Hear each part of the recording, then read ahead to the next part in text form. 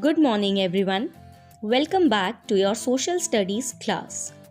Today, we are going to learn about the Battle of Plassey and capture of West Bengal and discontent among the Indians. So, let's begin our class. The East India Company got permission from Aurangzeb to build Fort William in Kolkata.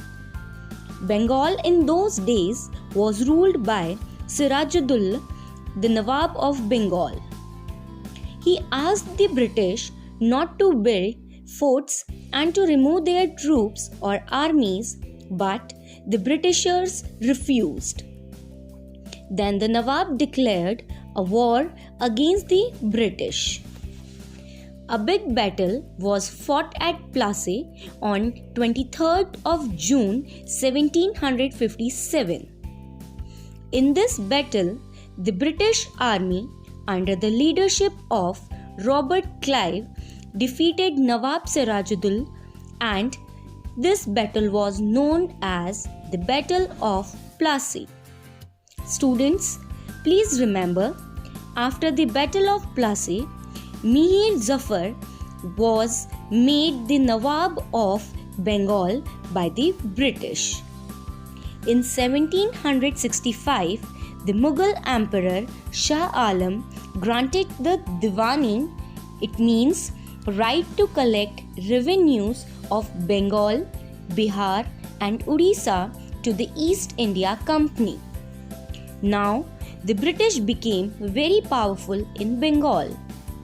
Over the next 100 years, they extended their control over most of India. In the rest part of the country, kings were fighting for the small kingdoms. The British took advantage of this. They helped one king against the other. In this way, they gained more power and wealth. Slowly, they succeeded in capturing large parts of India. Now, children, let's see discontent among the Indians. The British were interested only in making money. So, they forced the farmers of Bihar to grow indigo, a plant used for making a blue dye. This dye was used in England for dyeing mill cloth.